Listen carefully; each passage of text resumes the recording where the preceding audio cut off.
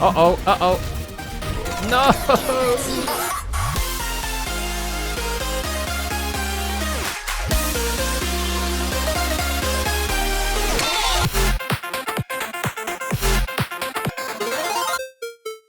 Hello, we're back with another Play or Pass, where we jump into some co-op and multiplayer games and give you our thoughts on whether or not they're worth picking up.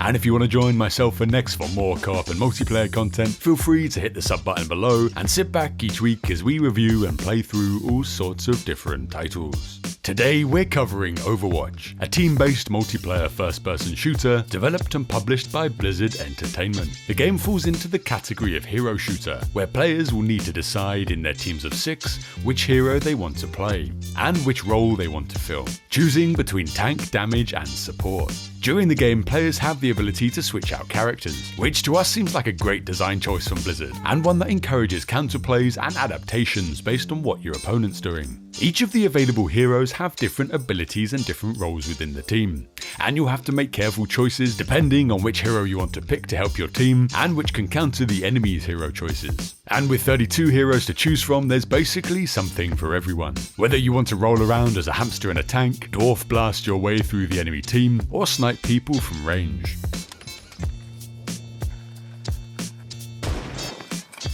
Overwatch supports both casual and competitive play, with a number of different game modes available for each, all of which are centered around 6v6 objectives like capture the flag, point control and payload escort.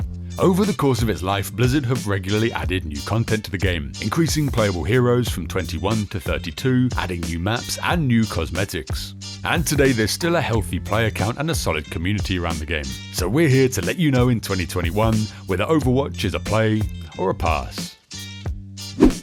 As a AAA title in the FPS category that isn't just a deathmatch or BR, Overwatch has a huge stake in the ground as a team-oriented, objective-based FPS. With similarities to the likes of Team Fortress 2, they were already onto a recipe for success. To add to this, the graphics are incredibly well polished, opting for a colourful and cartoony style that looks like it came right out of a Pixar movie. There is a roster of 32 characters, each with 2 normal abilities, an ultimate, and their signature weapon. Character stats also vary with things like different amounts of max HP and movement speed. The combination of all these factors make up the character's role, used to help define a playstyle for that particular hero within the team. It's not all about which character can kill the best, but about the value they bring to the team when trying to win the objectives. The use of the 2 normal abilities and weapons slowly unlock your ultimate ability, which if used to its potential can turn the game around in the blink of an eye. The roles are split into tank, damage and support. Tank characters are generally bigger in physical size, have more HP and abilities to help soak up damage. A good tank can hold up positions against multiple enemies and delay enemy progress at choke points. Damage characters are really broad in design, with the same common goal of dealing damage. From long-range snipers to close-range melee and everything in between, there are no 2 classes alike. The goal with these heroes are mainly to get kills, some that play with a hit-and-run assassination playstyle, and some that like to find the right spot and dish damage out on their terms. Supports are those that are primarily focused on healing and buffing allies by increasing their damage or movement speed, and some come equipped with a good amount of utility to help the damage dealers do their jobs better. The 2 main modes are quick play and competitive. Quick play being a casual mode where you can play single rounds at a time. You jump in, play for as long as you want and you jump out, where your slot is then backfilled by another player. Competitive locks you into a full set of rounds and has a tiered ranking system based on your wins and losses. There are 4 game types on 21 different maps that will have your team attempting to push or defend a payload through the map to reach the other side, or a series of different capture and defend control point modes. Players can also jump into an arcade mode that offers a range of exclusive game types that rotate in and out of availability. Here you come across different rule sets like 1v1 and 3v3 elimination. The game design in general has players rewarded for their contributions. Not only does the choice of characters allow you to provide value to the team no matter how bad at FPS games you feel you are, but there is no scoreboard to see where everyone else stands. What you do see is a wide selection of ways to contribute, which will come up with a bronze, silver or gold medal if you're in the top 3 of your team. The Twitch-based elements and smoothness of Overwatch, as well as the dynamics of swapping out heroes to counter enemy picks, have made it incredibly successful in the esports arena.